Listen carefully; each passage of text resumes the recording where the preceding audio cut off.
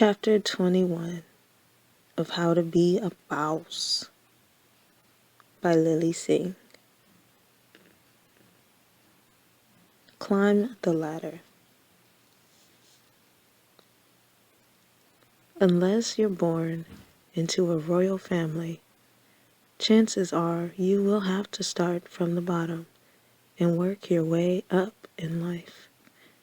If that sentence doesn't apply to you, then hi, Prince Harry. Thank you for buying my book. Or, demanding it. Whatever. If you want to be the CEO of a company, you might have to start out as a sales rep. If you want to be a director, you may have to get your foot in the door by being a production assistant. If you want to be an actor, you will likely have to fight your way into auditions. Many situations in life require us to climb an invisible ladder, and it's not usually an easy climb. You have to earn each rung. When I first started out on YouTube, I was thirsty for knowledge and wisdom. I lived in Toronto, but most of my peers were living in LA and were inaccessible to me. I was yearning to make meaningful connections with the other creators. And so I discovered that Harley Morgenstein from Epic Mealtime, a very big YouTube channel in my city. I instantly tweeted him. Truth be told, I wasn't expecting a reply. At the time, I had around 100,000 subscribers, and Harley's following was a lot bigger than mine. But to my surprise, Harley messaged me back and said he'd love to sit down together. He had a meeting, but would message me after. He was staying in a hotel downtown about 30 minutes from my house. I was overjoyed that he responded, and from that point on, I was glued to my phone. Every 4 minutes, I would check my direct messages to ensure I didn't miss anything. Then it occurred to me that Harley had never actually told me what time his meeting was, and so I had no idea when we would meet. What if he finished his meeting and then had only 15 minutes to spare and I was 30 minutes away? Or even worse, what if he messaged during rush hour and it took me an hour and a half to get downtown? Those were risks I simply could not take. I texted 2 of my friends and told them we were going downtown for no reason at all. Like good friends, who also had no choice, they agreed. I spent the entire evening roaming around downtown to ensure I was in close proximity to Harley if he messaged me. As it got later, our roaming was reduced to just sitting in the car parked on the side of the street somewhere downtown. What if he didn't message? Or what if he messaged saying he could no longer make time? These questions were valid, but I continued to sit in the car with my friends, some good music, and a whole lot of faith. Soon enough, my phone pinged, and to my relief, it was Harley, saying he had just finished his meetings and was free to meet. Well, would you look at that? I was already downtown. What a coincidence. My 2 friends and I met Harley, and I had a great 45-minute conversation with him. He taught me so much about YouTube and brand deals, and gave me advice that helped shape the career I have today. The guidance I got from Harley that evening gave me the boost I needed to move up from the first rung of the ladder I was on. You could even say that he reached down from several rungs above and gave me a helping hand. I I hope that story was motivating, but I realize it might also sound a little stalkerish, which I'm okay with. Harley and I are friends now, and I'm confident he would be okay with me stalking him anytime. This wasn't the only time I did something ridiculous in hopes of establishing a meaningful connection with someone I found inspirational. A few years ago, I was sitting at the airport waiting to board a flight. As soon as they called my phone number, I heard my phone ping. It was a direct message on Twitter. I opened it and instantly lost all chill. The friend I was traveling with thought I was having heart failure because I froze and my jaw dropped. The message was from MIA, only one of the best female rappers ever. Casually, MIA messaging me to do something. Extremely frazzled, I got on the plane and responded as quickly as possible before being forced to go into airplane mode. I came up with, "I'd love to. Tell me where and when." I'm so original and funny and social.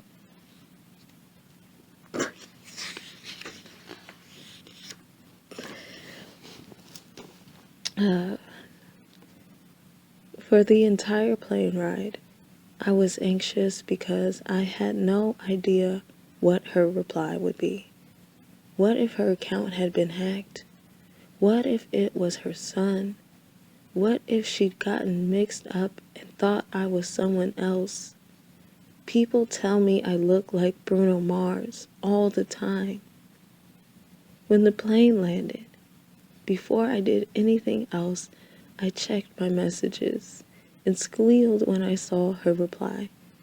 "Tell me when you're in NYC. Well, as fate would have it, I had a gig in NYC the very next week. I'm not being a stalker and making that up. I did actually have a gig." "Perfect," I responded and agreed to meet up in a few days. I am a fan of MIA's work and really admire what she does, so I didn't want to arrive empty-handed. Over the next week, I arranged for one of my friends to create a custom art piece that I could give her. The turnaround time was so rushed that I got the piece delivered to the airport before I left for NYC. When I landed in New York, the experience was very similar to my initial meeting with Harley.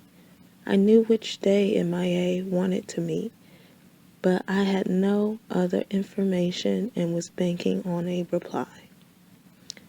The day we were supposed to meet, I was leaving my hotel room early in the morning to attend some meetings, and knew I wouldn't be back until later that night.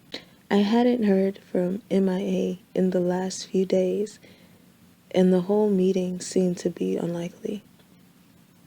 Discouraged, I looked at the painting as I exited my room. Well, that was a waste. Then a tiny voice inside my head said, "What if she replies?" That was enough for me to turn around and pick up the painting. It was too large to fit in a bag, so I committed to carrying it under my arm around the city for the entire day, just in case she messaged back. Hours passed, and I was still carrying this annoying thing around. People were staring at me, my friend was making fun of me, and I was beating myself up. I stopped at a curb to sit down and take a break. As a last-ditch effort, I pulled out my phone and messaged MIA asking what time and where she'd like to meet. Seconds later, she replied and gave me the address of an ice cream shop in Brooklyn. Within the hour, I was eating ice cream with MIA and her son, gift in hand, smile on my face.